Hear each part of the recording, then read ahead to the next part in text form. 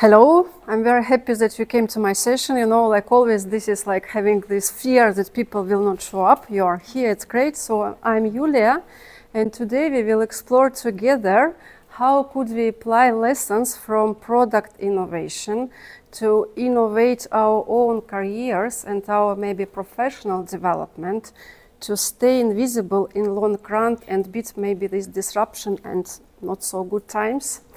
So, malheureusement, je vais faire ça en anglais. Je sais un peu parler en français, mais je ne suis pas assez prête à faire ça en français. Mais parce que l'anglais, ce n'est pas ma langue natale non plus, je vais utiliser un langage très simple et ça va. So, it will be good, yeah? So, first, big thanks to our sponsors and organizers, of course. It's like the way how this conference is organized. I'm very impressed. I am coming from Estonia, and there I'm also organizer of local conference, and I know how much effort it takes to organize even small event, but the events like this is just great. And also the sponsor, finding the sponsor, the biggest thing to do this. So, some facts about me. So I am from Estonia. I worked professionally. I work now as Agile coach, as probably many of you.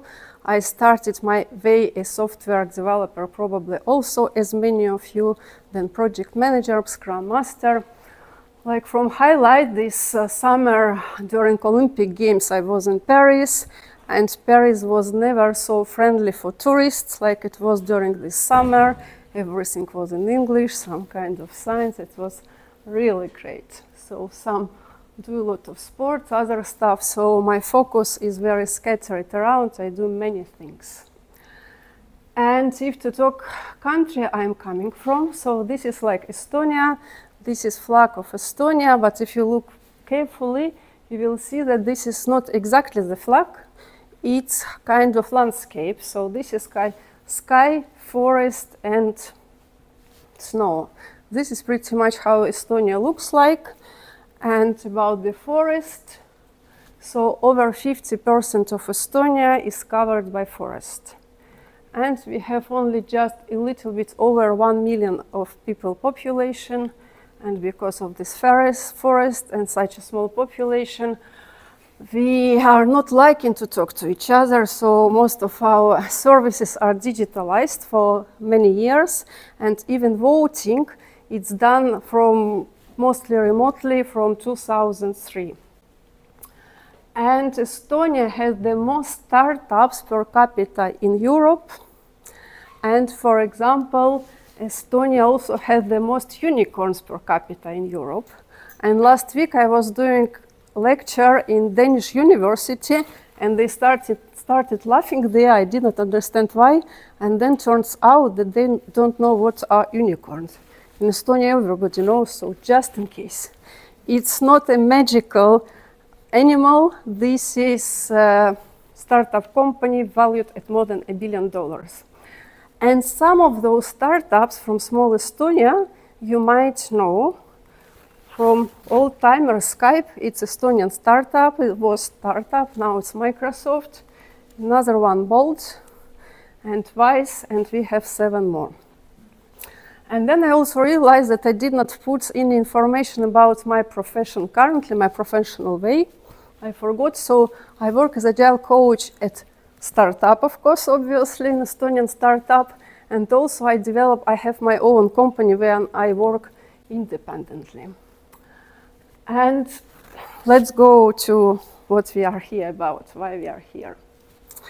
So every company aiming for long-term game needs to be innovative and constantly search for new opportunities in addition to their current portfolio of products that bring cash currently. So those companies usually have 2 very different types of activities in their portfolios. First type of activities is exploiting. It's maximizing their current opportunities by developing further products and services that already prove to be good fit for the market. So they are excelling at it, improving this. So this is something they are cash cow. And another type of activity is exploring, searching for new opportunities in order to maybe develop new product, new service, to find a new niche, or just to be ready to global market changes. And those both types of activities are important, and they need to be in good balance in company portfolio. Exploring is exciting, is fun, but it needs funding from the existing products, as overall existence of the company depends on this cash flow from current products. From the other hand, if we only concentrate on exploiting the current products, even very successful ones, sooner or later, what happens? We will be put aside by like more innovative competitors, or won't be ready to face global market changes. And successful professionals embrace the same strategy. They are excelling at what they are doing currently while they are searching for new opportunities. And here we are talking about our personal portfolio of skills, competencies, and activities that we do in our professional world. So exploiting our current skills and activities that have brought us living so far. So something where we are already good at. So this is our business as usual. And new opportunities and new activities to start doing, that to explore, that might bring us good opportunities in future. And here is the same balance of exploit and explore. As much as we might love learning, and I think most people of this room, we are in this conference, we love learning, we cannot spend all the time there. We would love to, but we need to earn some money. And from the other hand, if you only are like doing what we are doing all the time, we will become irrelevant quite fast. And do you always have time to do both type of activities? Please raise your hand if you think that you have good balance of exploit and explore activities. Come on, guys. And raise your hands if you would like to do more explore activities. And this is like for us, we should not wait too long to start with this. We should not wait to start doing explore activities until the situation in our exploit domain become really bad. So this is like both companies and people need deliberately keep this balance all the time. And it's very easy to become like, to lose our sense of urgency and become very happy if our situation is good over a long time. We grow to become like very overconfident, and we think that circumstances will always be good for us. And when those circumstances changes, the situation changes very like rapidly or maybe slowly over time, while we were overlooking those changes, we might not be ready for them. And this is again true both for companies and for individuals. How many companies that were very successful, they lost their competitive advantage or even went bankrupt, while they were like overlooking those changes and becoming complacent. Could you bring some examples of those companies? Kodak, yeah, it was leader of photography, and even they invented this digital photography. And then General Motors, if you talk about American stuff. If to take my neighbors, it would be Nokia. It was a great company, but now they are still there, but they lost their like mobile phone markets, or BlackBerry. So let's not become part of this sad list. Let's start exploring already today. So when we are in exploit domain, we feel very confident about what we are doing. So we can do those activities with high level of quality. We can aim for efficiency because we have done those things so many times that we can streamline those activities and do them better, and maybe sometimes even make some shortcuts. So it gives us feeling of stability. It's like business as usual.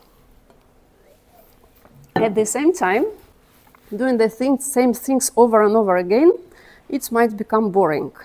And for some of us, it might become boring faster than for others. For example, I get bored very fast, but still all of us need some level of novelty. And maybe the most scary thing is that this stability might end at some moment and probably faster than we expect. And this is what we might see now with Agile market. Something is not so good there now as it was before. And it's never boring in Explore domain. And however, it's quite challenging because we don't ever have enough time to be ready enough, to feel confident about what we are doing. So we cannot invest too much our time, resources to do something that we are not really confident that it will bring us what we are expecting out of this. So should I go to should I do this MBA thingy? You remember it was very popular doing this MBA education. Many people invested a lot of resources and not so many got something back out of this. Or for example, should I go to this coaching certification, coaching education? It's a huge thing to invest our money. Or should I go to this certified Scrum trainer certification? This type of things. We have a lot of different possibilities where we can invest our time. Or should I quit my job or start entrepreneurial journey? So what we can do here? So the only safe option here, or safer option, is do the small steps, do experiments, go fast and validate. Are we going in this good direction? And so if not, to go back. So here we need to do just good enough to be fast. And this is not quite comfortable for us. It's messy because it's very difficult for our perfectionist nature, this good enough, yeah? Especially if we are good in this part of this, and now we're starting becoming novice again. But it's something that can make us fit better for the future. So we could think about this also innovation from levels of personal innovation as analogy of product or company's innovation, which might happen on several levels. First level, this is something operational. We're improving things that we are already good at. We might strive for better quality, maybe do more creatively tasks that we are already doing. The next level is in companies as a product. If we talk about our personal portfolio, this will be more about maybe new skills or activities, or how we combine those skills or activities. Should I learn this new framework? Should I learn programming language? Should I learn this coaching stuff? Should I learn facilitation? Or maybe I would like to become leader, so I need to learn many things. I will stay in my domain area. I will be still software development area, but I need to learn new stuff. Or if I would like to become a writer or public speaker, I need to learn one more set of skills. Or if I would like to start conducting training, this type of things. And even more, we can go on strategic level. For the companies, it would mean new business model. And for us, where we really change direction. So something where we might start new career, new industry, start like maybe from being employer to start being like independent, this type of things. And what do you think, where the possible impact and reward would be better, the more, out of those three?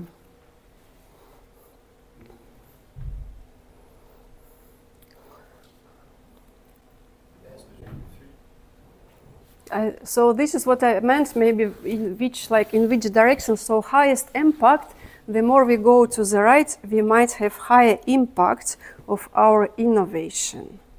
And at the same time, what happens with this? We have also the highest risk. We never know what we are doing, how good it will be. If we are improving something here, probably it will not bring so many results, but at the same time, it's not so much risk. And so what should we do here on the right side of this? The closer we go to the right side, the more experimental we need to become.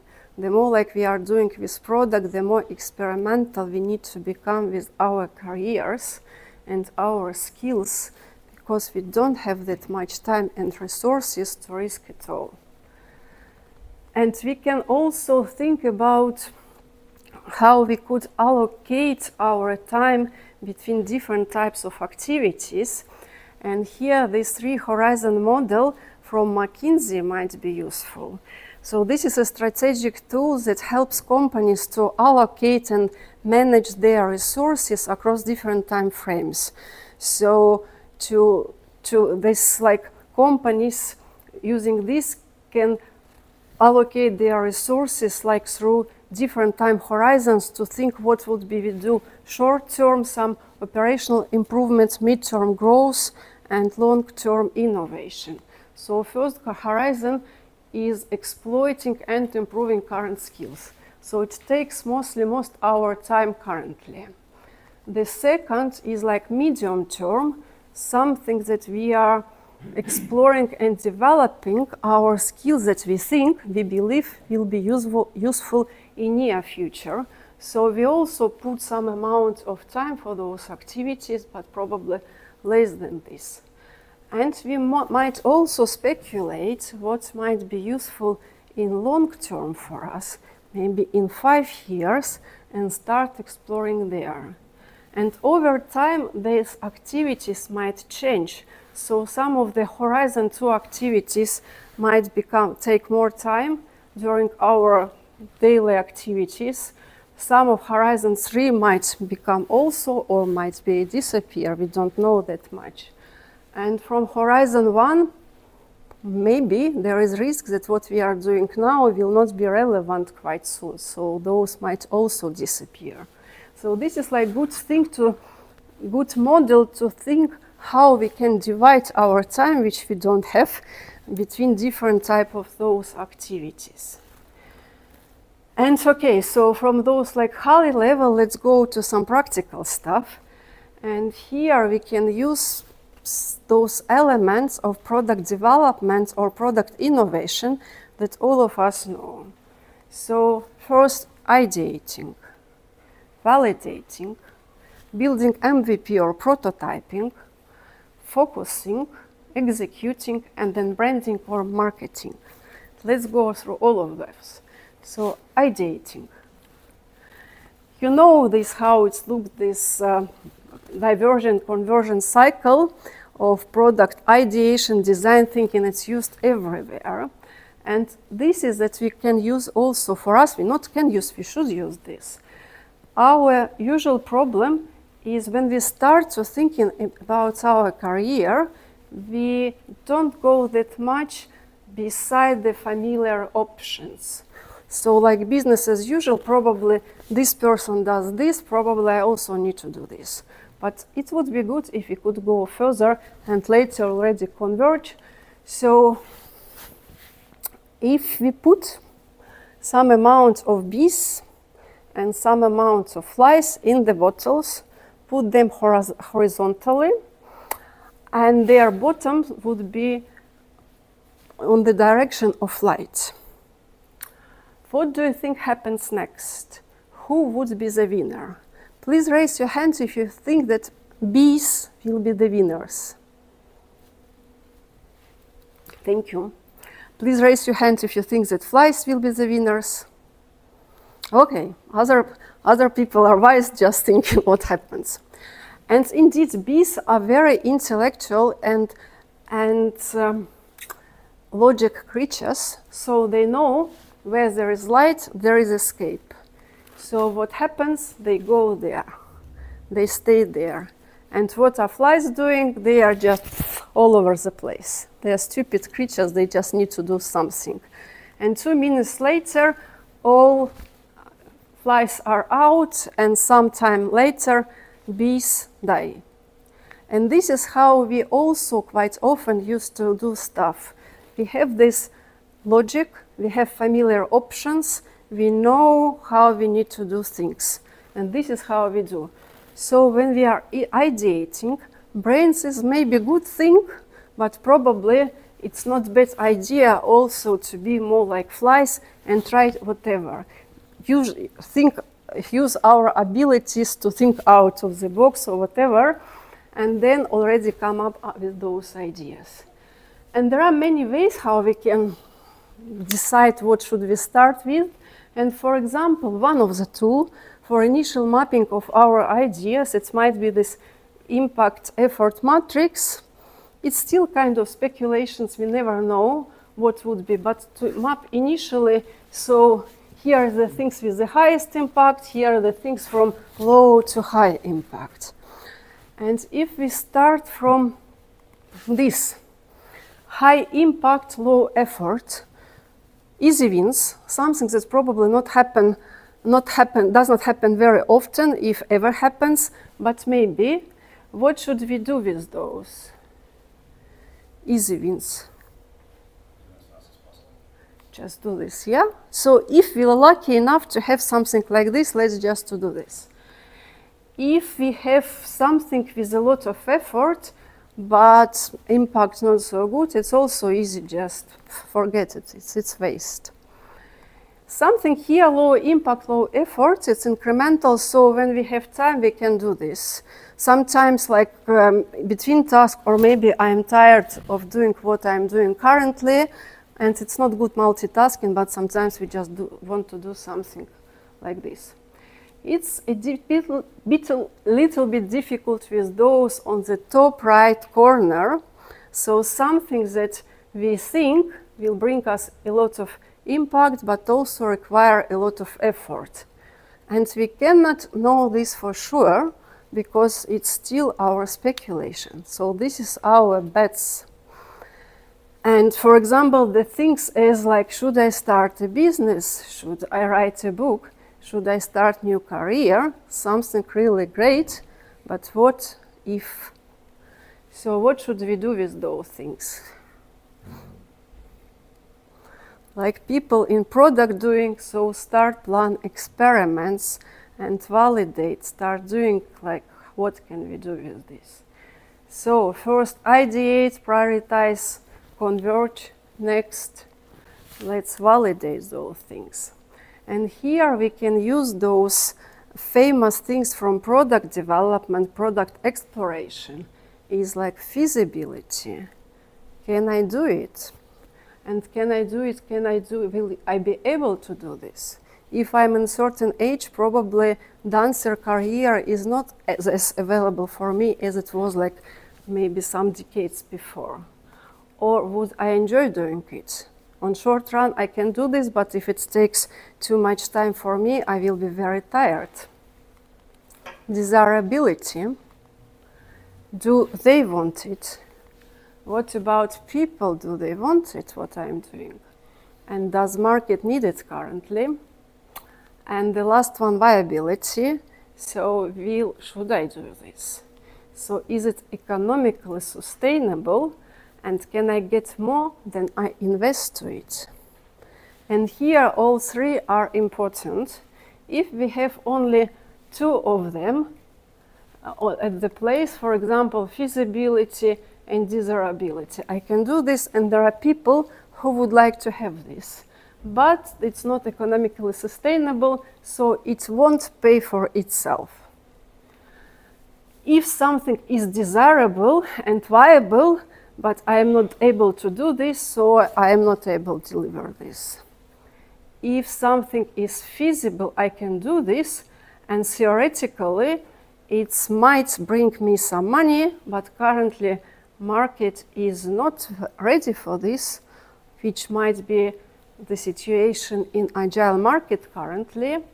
So theoretically, I can earn this money, but practically, people don't want it currently. So not fit for the market. And we might plan experiments to test all those three aspects, and there are a lot of experiments and tests we can do here. I put some examples, like just ideas.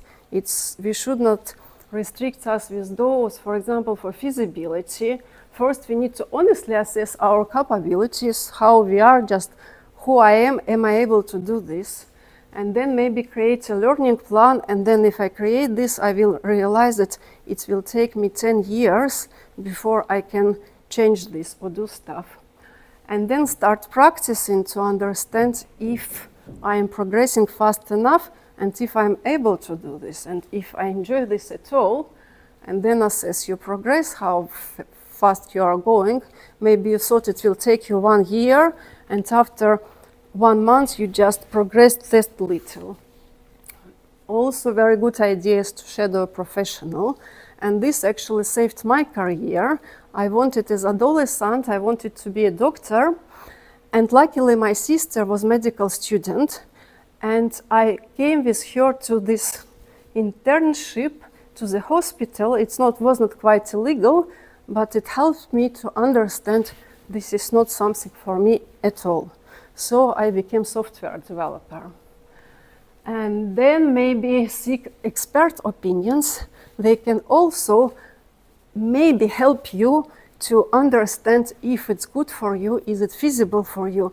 They can show you some secrets of the profession, and then you can understand is it good for you.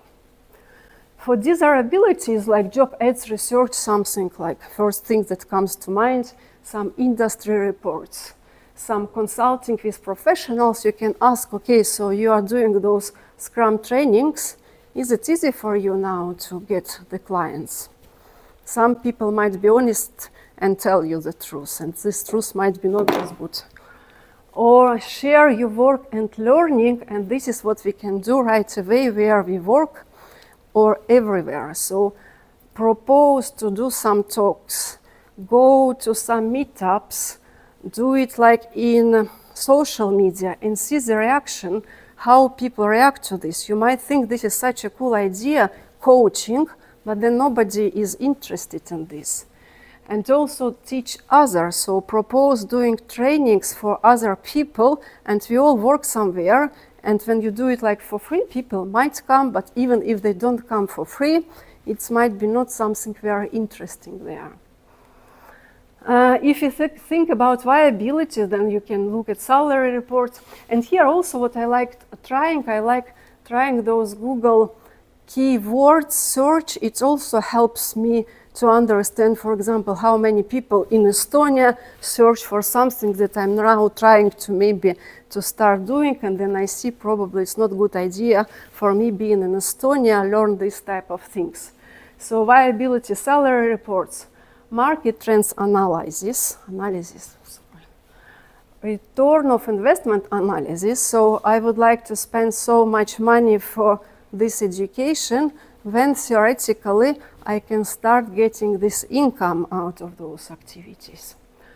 Then cost of certification renewal. This is, for example, with those certified certification trainers, they need to pay something about 5,000 euros per year just to maintain this certification. And it's kind of me not so economically sustainable. First, you spend so much time to become this person, and then you need to do this type of things. And also alignment with your work, career goals. If in the long run you would like to become this type of professional, then how investment, what you are doing now, will you keep you in this direction?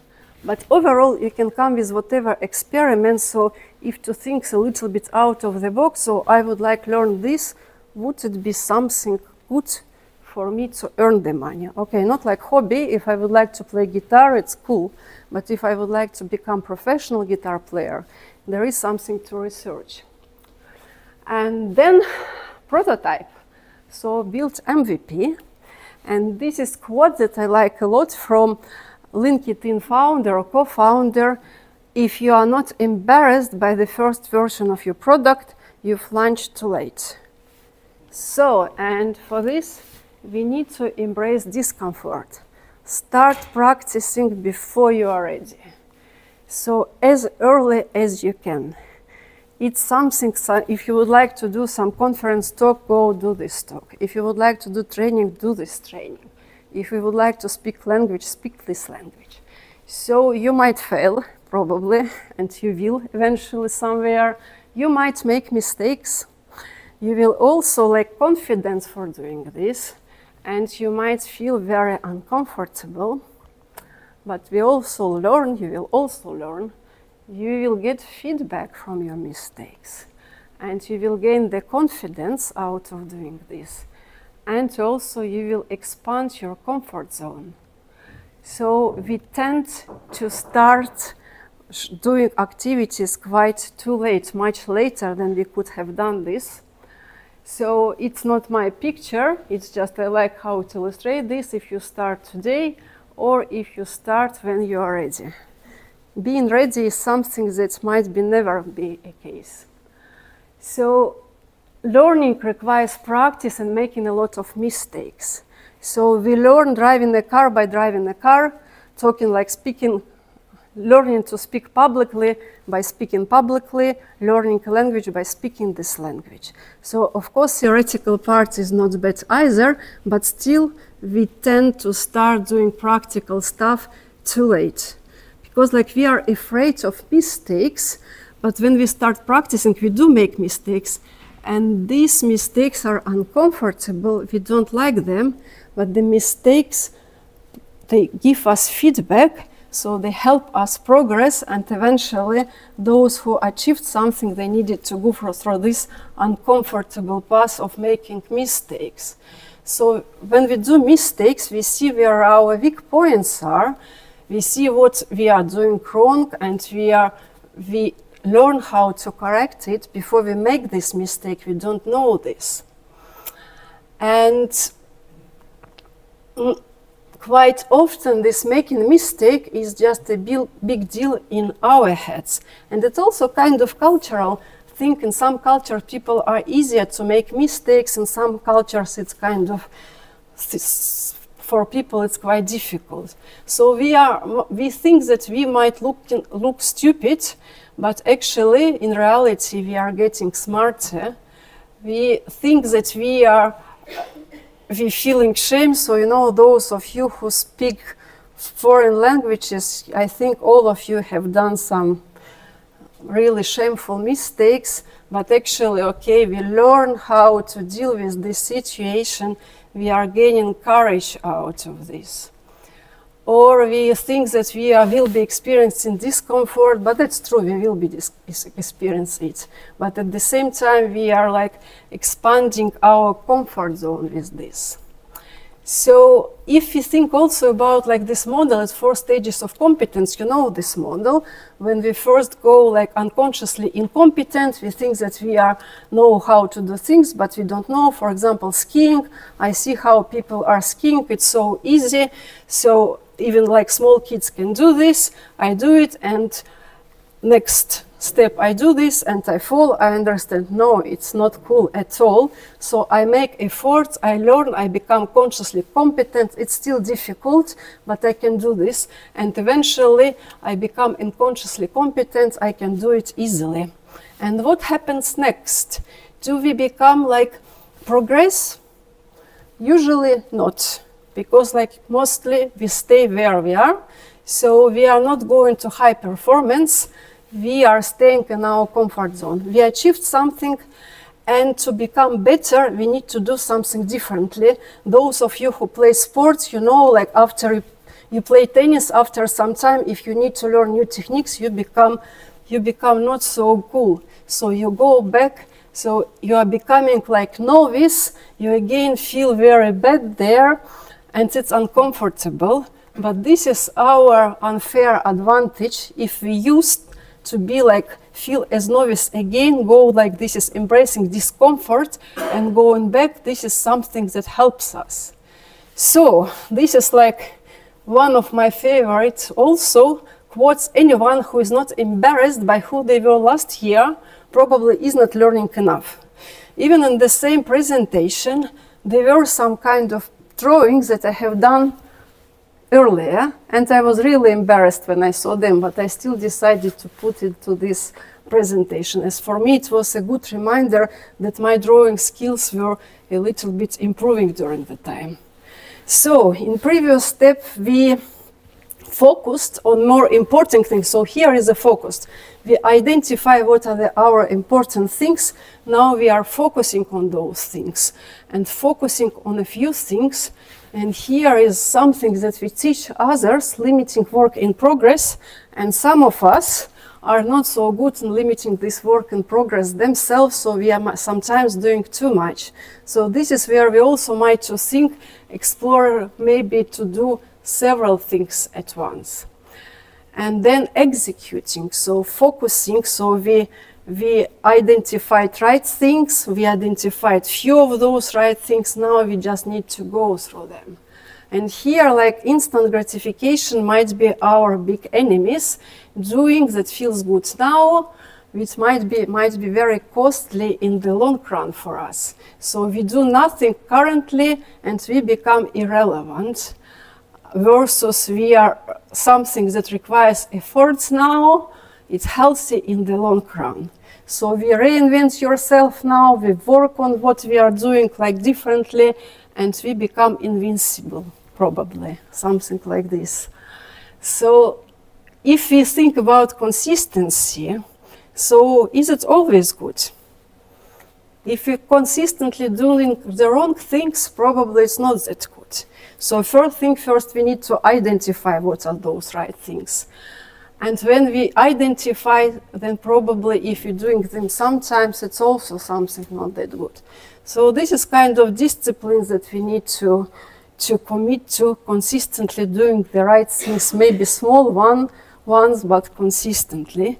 It's not easy, but you see the price of excellence is discipline, the cost of mediocrity is disappointment. And after this, another last element of this 6 elements, brand yourself or market yourself. So branding is a value multiplier, both for companies and individuals. But first, we need to create value. So it is not bragging about your achievements. It is like building reputation and showing your expertise. And one of the best way to do this is just offering something useful to others, doing something for other people. And usually it will take longer than you expect. Those of you who tried post in LinkedIn and other medias, you know that it takes a lot of time to have those followers and become somebody there. And remember that the most important thing is like to create value for us. So you have value and then you do something, propose it to others, instead of maybe multiplying mediocrity. And so those are 6 elements that are quite applicable for our personal innovation. And as with real innovation, it will not be straightforward, it will be messy. This is exploration, it's always messy. And it will take longer than you expect.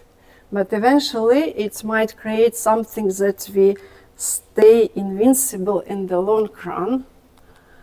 And you remember this, yes? Survival is optional, no one has to change. So, to adapt to the changing world, we need to pivot our career several times through our life. And how many of you wanted in childhood to do the same work that you are doing currently? Who wanted to be, for example, Agile coach or Scrum Master? Probably nobody knew about this. And raise your hands if you ever change your profession in your life. Probably we will do it more time, even more in future, and our kids will be also. So the most important skill for us, and especially for our kids to learn, it becomes ability to learn new skills. And there are different types of techniques that you can adopt to become better in learning, like spaced repetition, practical, like deliberate practice and stuff like this. But still, the best way to learn how to learn is just to learn constantly. The more we learn, the better we become in learning. And remember that we should start with this before the situation becomes like bad in what we are doing currently. So we need to assign some time, like we need to be disciplined and assign at least some time and do this all the time. And another quote, an year from now, you will wish you had started today, so start today. And that's pretty much what I wanted to talk to you about. This is like books that I really like. You see those two first of them, they're totally business books. They are Invincible Company, where they talk a lot about innovation and testing business ideas, a lot of ideas that we can also apply to our careers. And the last one talks more or less about perceiving your career as a startup. So thank you guys, it was nice to spend that you came to this last conference.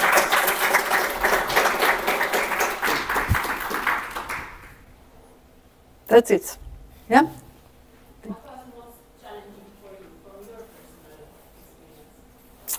Two things. One of them is just like limit of this work in progress, because there are so many things.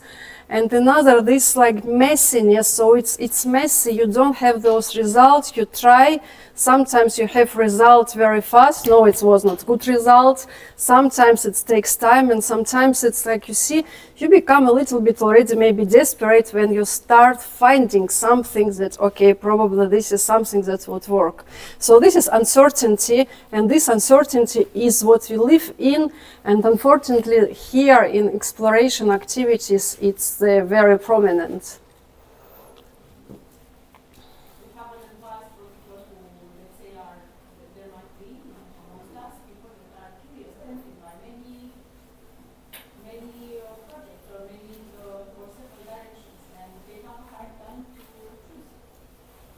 I would also love to have this advice, so I just need to be very disciplined and prioritize. But yeah, this is hard. But we need to do this because we have very limited time with this. Yes.